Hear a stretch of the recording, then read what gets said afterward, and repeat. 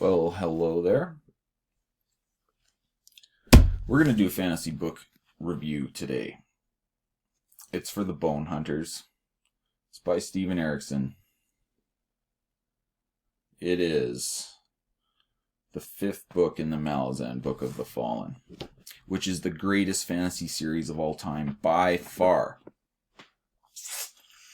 I think I just said it's the 5th book, or did I? Anyway, it's actually the 6th book of the series. This is a good review. You can trust this review because we're going to get important facts like which book number in the series it is. We're going to get those facts right for you. Actually, it's funny. You've probably noticed it doesn't actually say which book it is on the cover or the back. It never says that. You have to look inside to find out which book it is if you didn't happen to know, because it always says on the last page. Anyway, none of that's really all that important. The important thing is, this is book 6. We have done reviews for the previous 5 books, or the first half of the series, really. And Midnight Tides, the previous novel here, it feels like it was 500 years ago where I did the video for that. And now even more time has gone by since reading Bonehunters, of course. So the problem with kind of coming to do a review here in this situation is a lot of the details are, at least the smaller details, are a little fuzzier over time. Even some of the bigger ones, I guess. But as that time goes by, there is kind of some advantages coming to the review here again. Because, well, you get a little more time to process the novel itself, but also having the ability to look at a book within the series, not just after you've read it, but after seeing its overall place in the series as a whole. That's actually pretty great, especially in a series as big and epic as Malazan, as complicated as Malazan, and especially for this book in particular, because I would say that when it comes right down to it, this is the best book in the series up to this point. So you've gone through the first half of the series, 5 awesome books, and not just awesome books. The first half of the Malazan series has some of the best fantasy literature stuff you will ever find, period. Because there's a lot of like interesting kind of self-contained sort of stories that kind of touch on things, but they get a lot of resolution within the books they appear in. So you've had a lot of great, epic, satisfying fantasy novels up to this point. But what happens with Bonehunters, I think it's just better. And I think there's probably 2 key reasons for that. So first of all, there's not really new characters and new story threads introduced at this stage. I mean, there is to a lesser degree, but you're working with all familiar characters who are already kind of along their paths or their journey or into the role they have in the main storyline of this series. So way fewer introductions, way fewer new casts of characters being introduced, fewer new places being introduced. Just things are more familiar, and you're invested in all these characters, again, without the new storylines being introduced that you have to become acquainted with, spend your hundreds of pages with to really become invested and engaged. All that's done. So Bonehunters is really the first book in the series after literally thousands of pages where you really know what's going on. And you've got maybe 5 or 6 or 7 main storylines in this book that are kind of interconnected in different respects. All of that stuff is awesome, and you know who all the characters in those threads are. And there's a good chance you like all or at least most of them. So that part's awesome.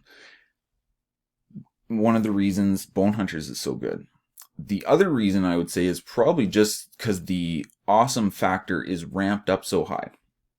And if you're this far into this series, or if you're wondering why someone would want to even tackle a series this big and long, well, the stuff that really makes Malazan so much more over the top and amazing and heavy, like in a almost kind of heavy metal sort of sense. This book is just ramping it up even further, and that's saying a lot because, again, the first 5 books of this series are awesome. There's stuff in Dead House Gates, Memories of Ice, just major stuff, and this book is also bringing major events to the table. Major character developments, huge storylines, huge clashes between big forces within this world, resolutions to some of the stories, complications in some of the other stories, but also just that advancing clarity about what this whole conflict is ultimately about. So yeah, it's just an awesome book. Bonehunters is easily the best one. Maybe not easily, maybe that's putting it too strongly, but it's probably the best one up to this point. But of course, things get even crazier from here. Now, yeah, maybe I'll just quickly talk about the different character storylines that are kind of going on.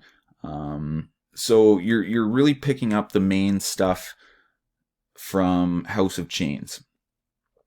House of Chains, of course, there's a bit of a detour after that because you go to Midnight Tides, which is sort of a flashback storyline within the book. And that gets picked up with this series as well, where these different threads are coming together from Midnight Tides, explaining some of the things you've seen in Dead House Gates and House of Chains.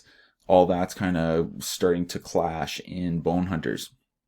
So anyway, you have all these characters. So one of the things that's going on is Apsalar, or Sori.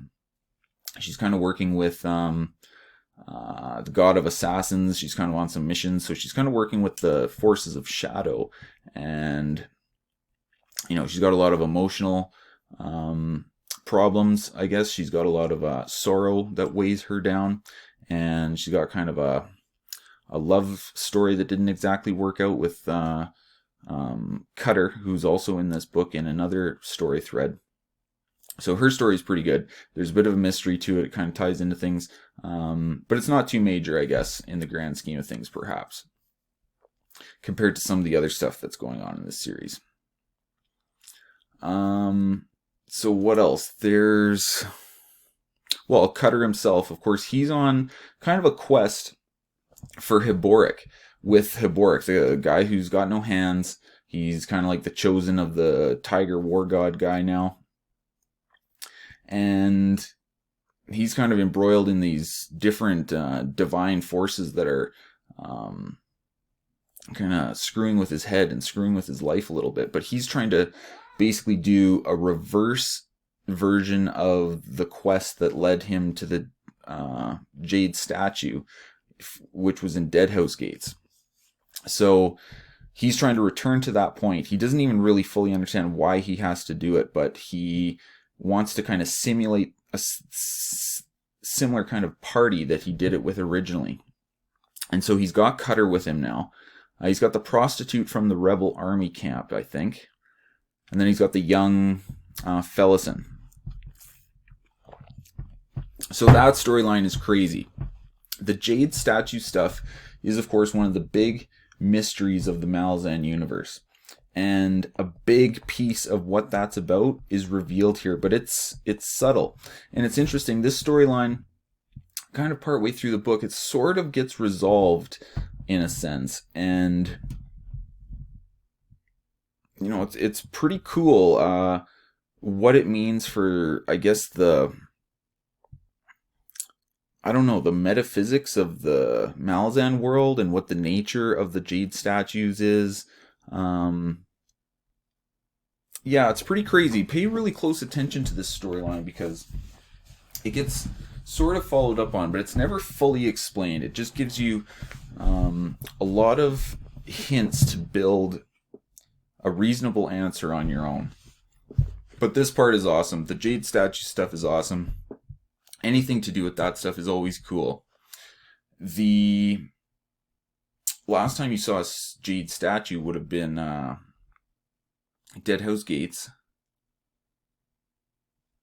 And I don't know, I'm forgetting. Is there another one? But yeah, obviously anything to do with the jade statues is super cool. So there's that. Well, also there's Akarium and Mappo. They're just kind of going along. Mappo's trying to keep Akarium out of trouble.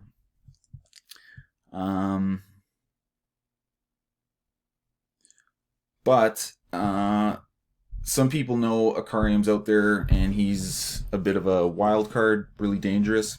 So they summon like this kind of ancient evil or ancient monster to go kill Akarium. So there's that story that's unfolding. At the same time, okay, so Akarium also gets entangled with the Tista Idur.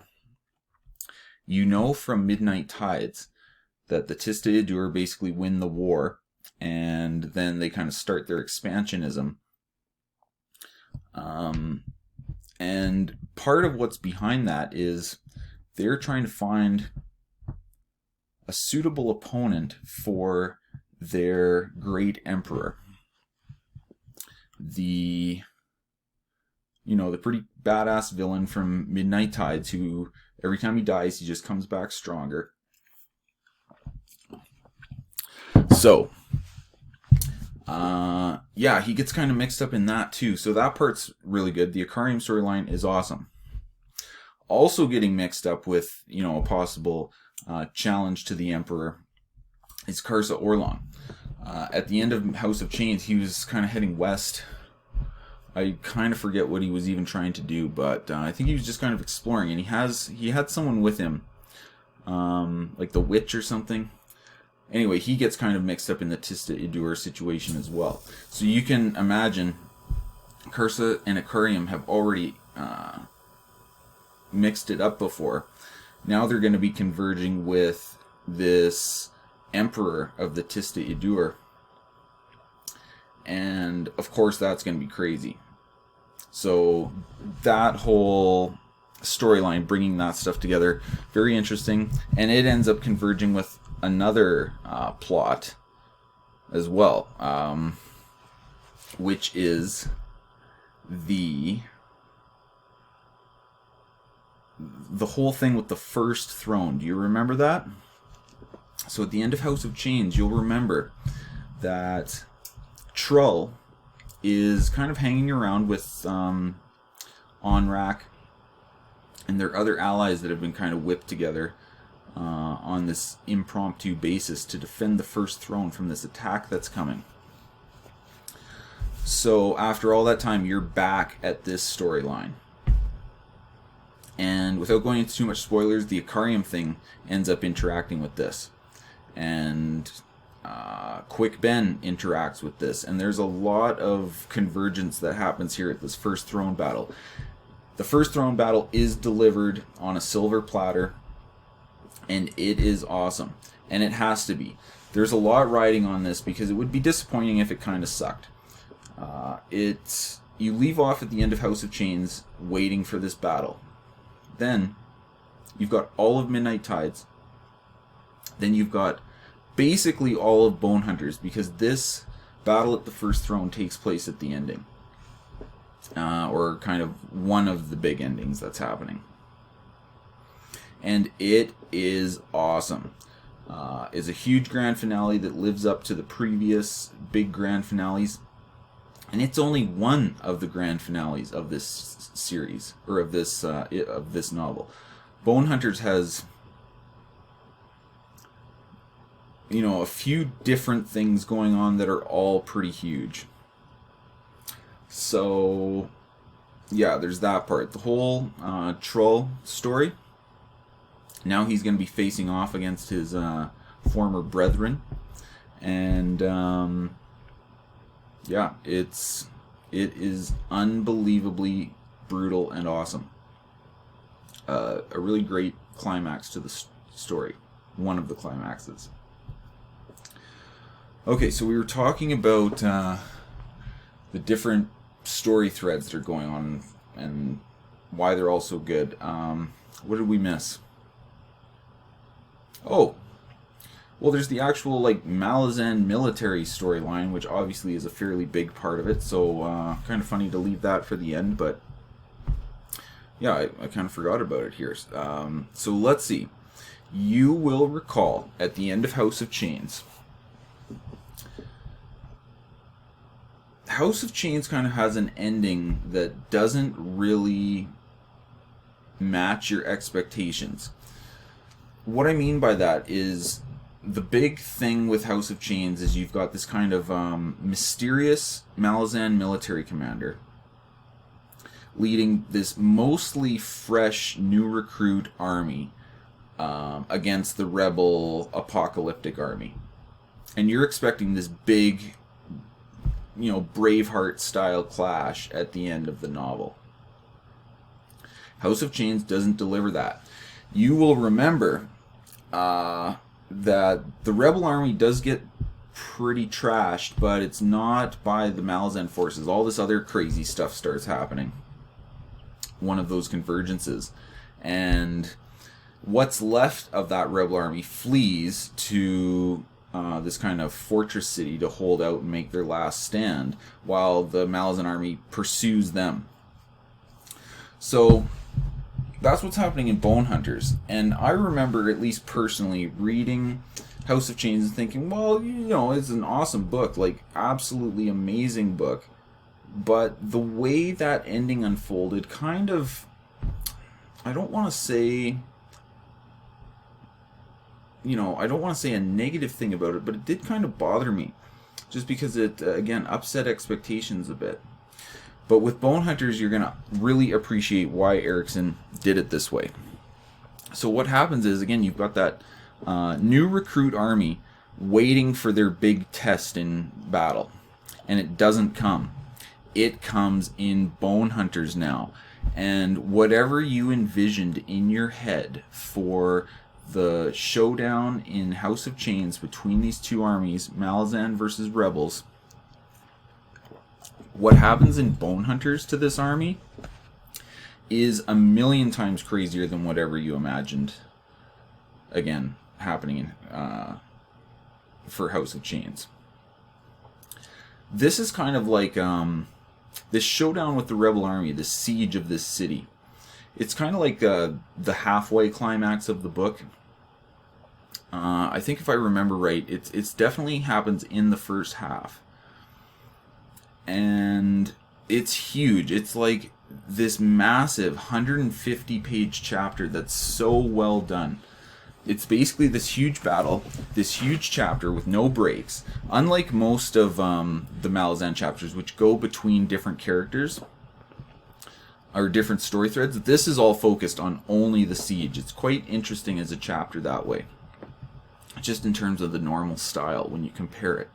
But it kind of starts, it's quiet, it builds up tension. They're kind of like sneaking up on the city, getting ready for the siege, getting ready with the explosives, and getting ready for the battle to begin. But the Rebel army has some nasty tricks up its sleeve, and when things get unleashed, all hell breaks loose, and they really have a trial by fire.